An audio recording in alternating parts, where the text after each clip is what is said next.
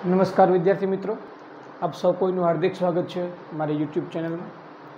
तो विद्यार्थी मित्रों, आज आपने चैप्टर नंबर 1 એટલે કે ગણના પ્રકીર્ણ દાખલાઓનો અભ્યાસ કરતા હતા। તો એની અંદર આપણે આગળ વધીએ।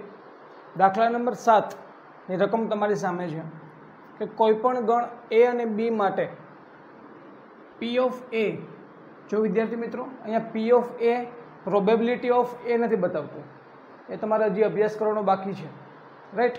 But uh P of A तमने पावर सेट ऑफ ए मतलब शू थयो घात गण आपणे अभ्यास करी गया घात गणनो, तो आपने ए वस्तु बतावे छे कि गण ए नो घात गण योग गण ए नो गण बी नो घात गण बराबर गण ए योग बी नो घात गण। आवुं थाय छे। आपने पूछे शुं आ वात साची छे, सत्य छे? तमारा जवाबनी यथार्थता चकासो। भाई हूँ तो जोईने आंसर आपीश के भाई आ बात एकदम खोटी है, पण केम खोटी है तमारे पण समझवुं छे अने आपणे एने लेखित में समजाववानुं छे। तो जुओ शुं करशो। असत्य है, पण असत्य होवानुं कारण दर्शावीए आपणे। एक काम करीए, चलो अहींया वात छे गण ए अने गण बी नी, कोई पण बे गण आपणे लई लईए। धारो के गण ए बराबर मैं गण नी अंदर बे घटक लीधा है 1 2,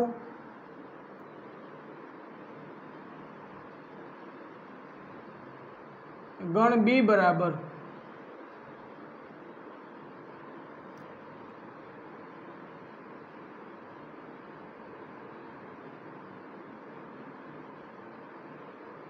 1 3 लीधा है, राइट। गण ए नी वात छे, गण बी नी वात छे अने ए योग बी एनी पण वात छे, तो साथे साथे आपणे ए योग बी पण मेळवी ज लईए। तो गण ए अने गण बी नो योग गण शुं थाय चेक करीए तो 1 2 अने 3। चलो रेडी। हवे शुं छे, हवे आपणे एवुं कीधुं छे डाबी साइडमां के पी ऑफ ए, तो पी ऑफ ए पण आपणे मेळववा पड़शे।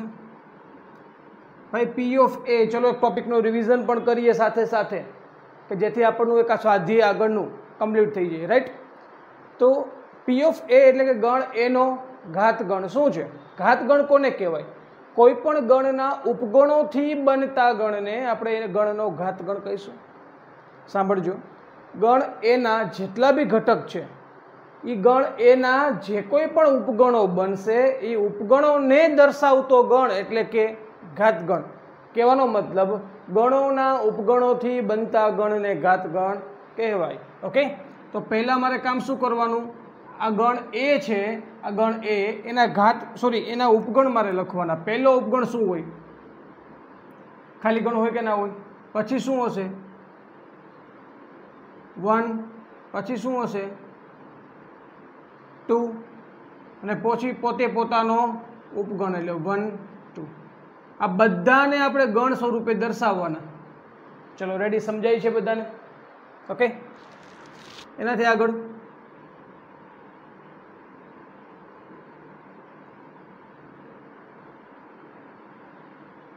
हवे शुं बने छे? गण बी ना घात गण ने दर्शाववा माटे पहलो खाली गण, पछी 1 3 अने 1 3। चलो रेडी। अपनी पास P of A P of B आ गया है, राइट। हम पी ऑफ ए और पी ऑफ बी नो योग गण करिए, तेथी चलो बने योग गण आपणे करीए छीए। शुं आंसर मळे चेक करशुं। योग गण पहला तो 5 है, कोईपण घटक रिपीट थाय नहीं एनुं ध्यान राखवानुं। 5 है, चलो 1 तो अहींया भी है एटले आपणे एक वार 1 लई लईए। अहींया 2 है, पछी 3 है, पछी 1 2 है अने 1 3 है। चलो आपणुं काम अहींया पूर्ण थयुं, राइट। तो आ आपणने डाबी बाजुनुं परिणाम मळ्युं छे। चलो रेडी। हवे वात शुं करवी छे मारे के भाई आ तो ए योग बी छे अने जमणी बाजु आपणे शुं बतावे? ए योग बी नो घात गण। तो चलो लखीए हवे।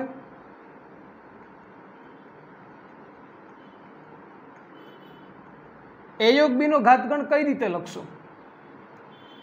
તો કે આ 3 ઘટક છે, આ 3 ઘટકના ઉપગણોથી બનતો ગણ. તો શરૂઆત તો ખાલી ગણથી કરશું, પછી 1, પછી 2, પછી ત્રીજો ઉપગણ 3. ચલો સિંગલવાળા લઈ લીધા, હવે ડબલવાળા જવાના. ડબલ એટલે કે 1 2, પછી 2 3 અને છેલ્લે 1 3. ચલો ડબલવાળા પણ લઈ લીધા બધા. હવે શું આવશે? પોતે પોતાનો અથવા તો ટ્રિપલવાળા, જે કયો તે. તો ચેક કરો, 1 2 3 4 5 6 7 અને 8. આ 8 ઉપગણ થવા જોઈએ. 8 ઉપગણ થવા જોઈએ એનું કારણ શું? કે ઉપગણોની સંખ્યા માટેનું ફોર્મ્યુલા હતું કે n ઘટક ધરાવતા ગણના ઉપગણોની સંખ્યા કેટલી હોય? તો કે 2n હોય. 3 ઘટક હતા એટલે 2 ની 3 બરાબર 8. અને આ જ વસ્તુ ઘાતગણના સભ્યોની સંખ્યા માટે પણ આ જ સૂત્ર લાગશે કે ગણ એમાં 3 ઘટક હોય તો ઘાતગણના સભ્યો કેટલા હશે? તો કે ભાઈ ઘાતગણના સભ્યો તરીકે ગણ એના ઉપગણ હોય, એટલા માટે ઉપગણનું જે ફોર્મ્યુલા છે એ જ ફોર્મ્યુલા ઘાતગણના સભ્યો તરીકે કામ કરે. રાઈટ? તો ચલો આ આપણને મળી ગયું પરિણામ નંબર 2. હવે તમે એકદમ ઇઝીલી જોઈને મને કહી શકો છો કે પરિણામ 1 અને 2 પરથી આપણે એવું ફાઇનલી કહી શકીએ કે P ઓફ A યોગ P of B is not equal to P of A યોગ B. ચલો રેડી? આ વાત કેવી છે? એકદમ ખોટી વાત છે. જવાબ શું આવશે? અસત્ય. રાઈટ? એકદમ ઇઝી છે. વિડીયો પોઝ કરી ક્વેશ્ચનને નોટ ડાઉન કરો.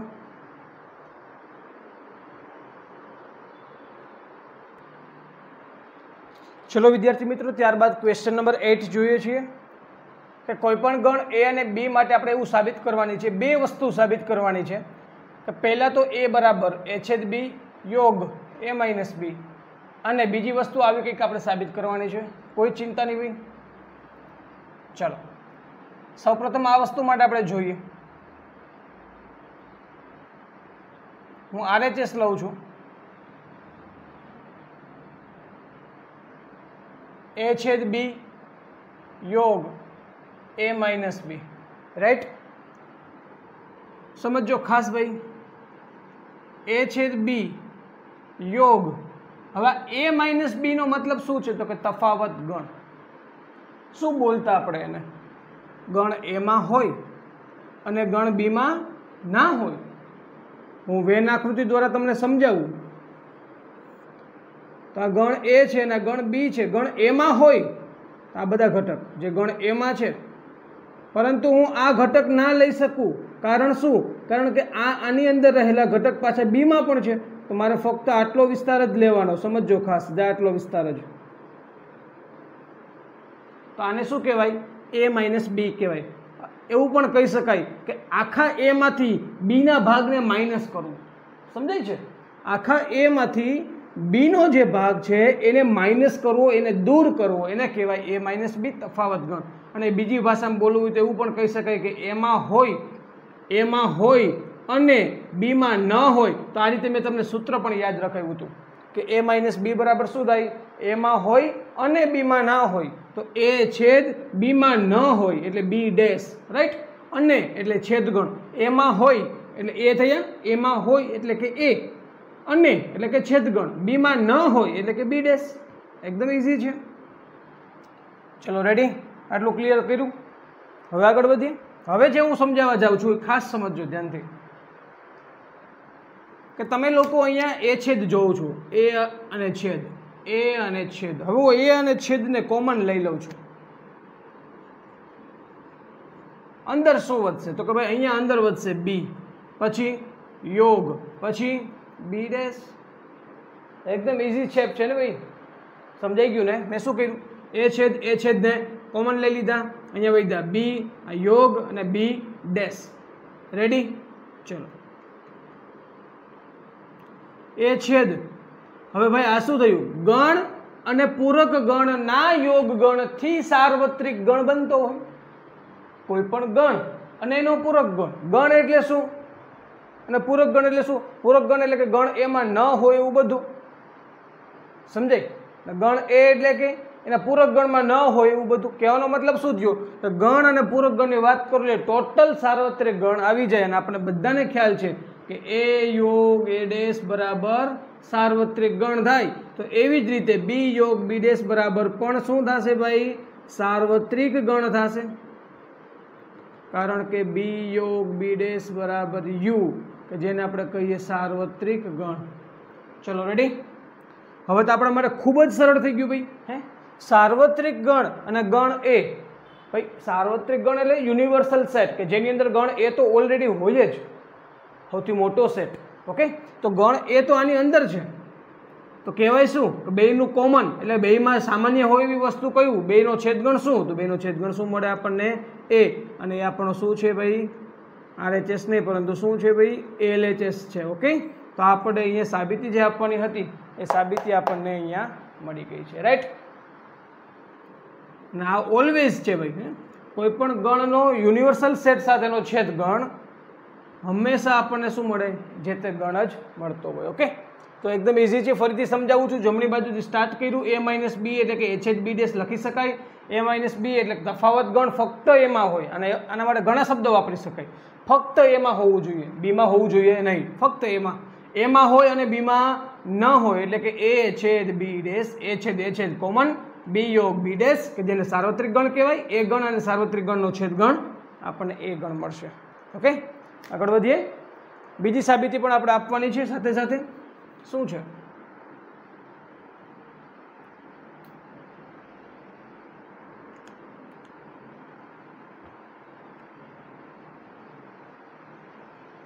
એ યોગ બી માઇનસ એ. ભાઈ પહેલું કામ તો હું એવું જ કરીશ કે બી માઇનસ એ માટે મને લખતા આવડે છે કે બીમાં હોય અને એમાં ના હોય. પહેલી વાત તો આ બીમાં હોય અને એમાં ના હોય. હવે સમજો, આગળ વધીએ આપણે. હવે અહીંયા વિભાજનનો નિયમ લાગશે. એ યોગ બી, તો પહેલું તો આવું થશે એ યોગ બી, પછી અહીંયા છેદ છે તો છેદના છેદ એ યોગ એ ડેશ થાય. એ યોગ એ ડેશ કહેવાનો મતલબ પહેલા એ યોગ જે છે બી પાસે ગયા, રાઈટ. છેદના છેદ, પછી એ યોગ છે કોની પાસે ગયા, એ ડેશ પાસે ગયા. વિભાજનનો નિયમ છે ભાઈ.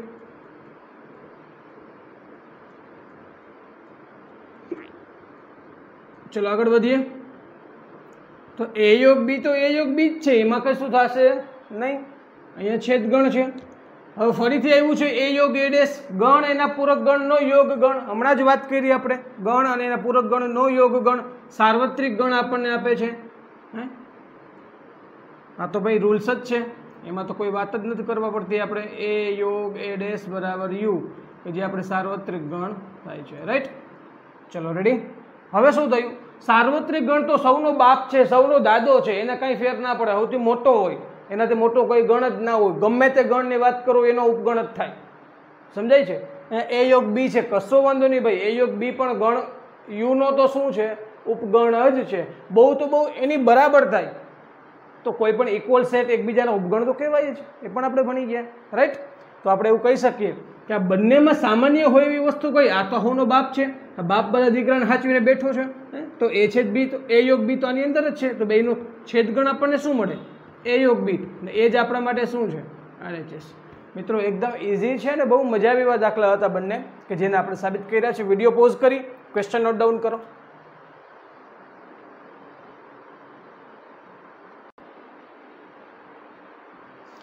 ચલો ત્યારબાદ નેક્સ્ટ ક્વેશ્ચન નંબર 9. ગણના ગુણધર્મનો ઉપયોગ કરીને સાબિત કરો કે. અહીંયા બી આપણી પાસે બે ક્વેશ્ચન છે. એ યોગ એ છેદ બી. ભાઈ એકદમ લોજિક વસ્તુ કહી શકું છું હું તમને, એકદમ લોજિક. રાઈટ. લોજિક માટેનું કારણ શું છે એ તમને સમજાવવાનો પ્રયત્ન કરું કે ભાઈ એ છેદ બી અને એ આપણે યોગ ગણ કોની કોની વચ્ચે કરવો છે? તો કે એ છેદ બી અને એની વચ્ચે યોગ ગણ આપણે કરવો છે. હું તમને વેન આકૃતિ સમજાવીશ ને તો બહુ વધારે તમને સમજાશે.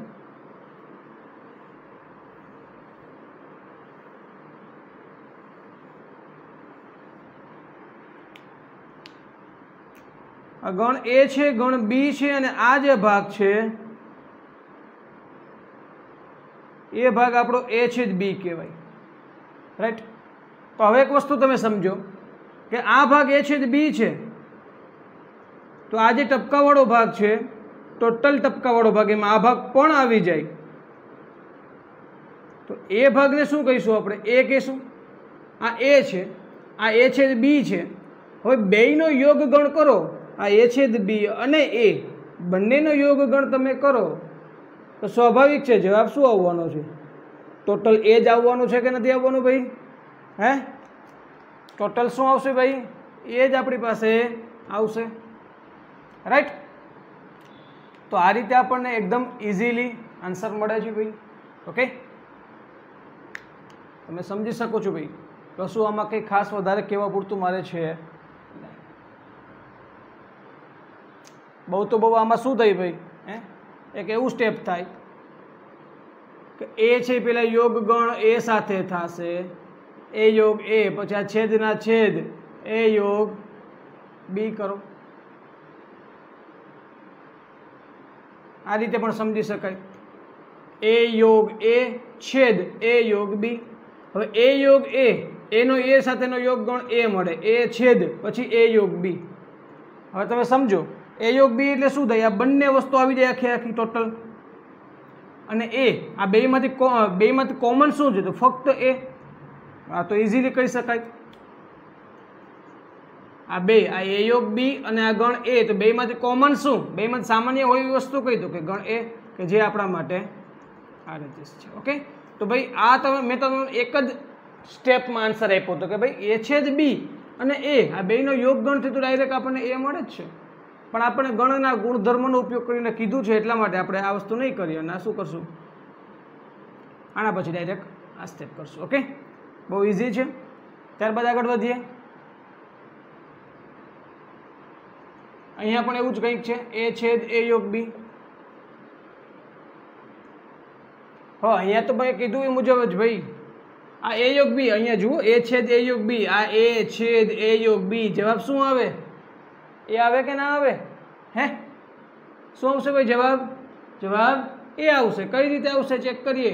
વિભાજનનો નિયમ લગાડો. એ છેદ એ છેદ એ, યોગના યોગ,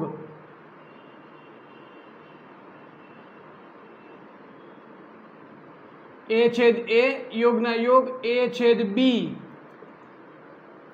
એ અને એ નો છેદગણ એ થશે, યોગ એ છેદ બી. હવે ભાઈ એ છેદ બી અને ગણ એ, આ બેનો યોગ ગણ કરો તો એકદમ સમજી શકાય એવી વસ્તુ છે. જો આ જ વસ્તુ આવી ગઈ. અને આ વસ્તુ છે એ અહીંયા આવી હતી. મતલબ કે ભાઈ એકબીજાની રિવર્સ પ્રોસેસ છે એવું પણ આપણે અહીંયા કહી શકીએ છીએ. એ યોગ એ છેદ બી, તો આ એ છેદ બી છે અને આ એ છે, બેનો યોગ ગણ કરો એટલે જવાબ શું મળે? એ. પરંતુ આ તો આપણે સ્ટેપ બતાવવા હતા એટલા માટે આપણે આવું કર્યું છે. ઓકે, એકદમ ઇઝી છે. વિડીયો પોઝ કરી ક્વેશ્ચનને નોટ ડાઉન કરી લો તમારી જાણ માટે જતા એરા.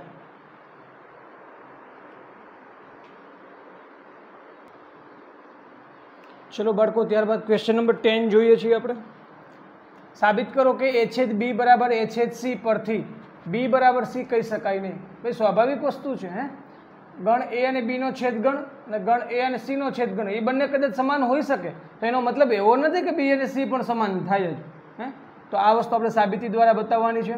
તો ચલો સોલ્યુશન ફાઇન્ડ કરીએ એનું. ભાઈ એક્ઝામ્પલથી જ વધારે આપણને ઇઝી પડશે.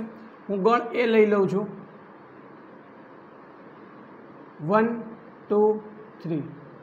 ગણ બી લઈ લઉં છું, 2 3 5. ગણ સી લઈ લઉં છું. જો ભાઈ એ અને બી નો છેદગણ શું થયો પહેલા ચેક કરો. એ અને બી નો છેદગણ આપણને 2 3 2 3 મળ્યા.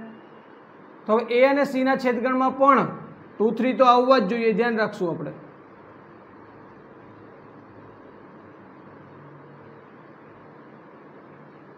ચલો રેડી. તો હવે અહીંયા આપણે કહી શકીએ ઇઝીલી એ છેદ બી, એ અને બી નો છેદગણ શું છે? 2 3 2 3. એ છેદ સી જરા વિચારો. એ અને સી નો છેદગણ ચેક કરો, 2 3 2 3. તેથી એ છેદ બી બરાબર એ છેદ સી છે, પરંતુ જરા ચેક કરીએ. બી બરાબર સી થાય છે, કારણ શું 2 3 5 છે ને અહીંયા 2 3 6 છે, પણ B is not equal to C, but A intersection B is equal to A intersection C થાય છે, પરંતુ આ પોસિબલ બનતું નથી. એકદમ પપ્પુ ક્વેશ્ચન છે ભાઈ. વિડીયો પોઝ કરી ક્વેશ્ચન નોટ ડાઉન કરો.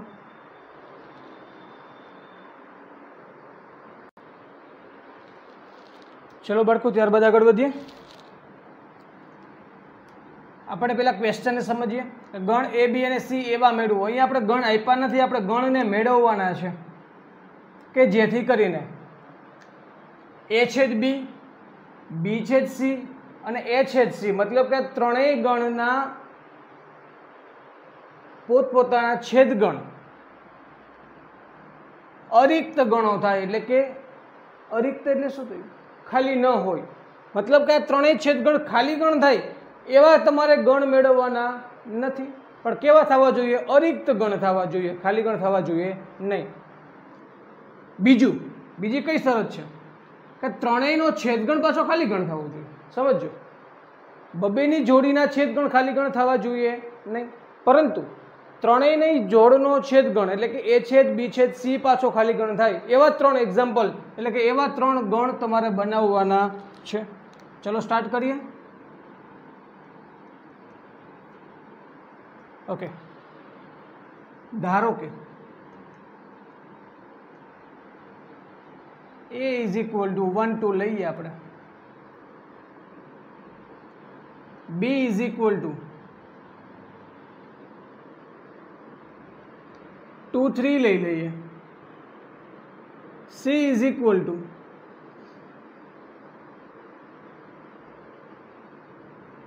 ભાઈ જો આ બધી શરતોનું પાલન કરતા જઈએ એ રીતે લખીએ છીએ. જો એ બી લખ્યા તેથી એ છેદ બી શું થયા? ખાસ સમજો, એ છેદ બી આપણને શું મળે? બેનો છેદગણ 2 મળે. એટલા માટે આને ખાલી ગણ તમે કહી શકો નહીં. ઇઝ નોટ ઇક્વલ ટુ 5, ખાલી ગણ નથી. ઓકે, બી અને સી માં પણ કંઈક કોમન કરીએ આપણે. એ જ કોમન પાછું એ આરે પણ થવું જોઈએ. ચલો 1 3 કરી નાખીએ. રાઈટ,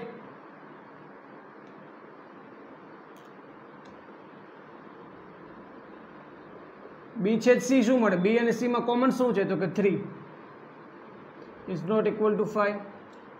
અને હજી એક શરત બાકી હતી, એ છેદ સી જરા ચેક કરો.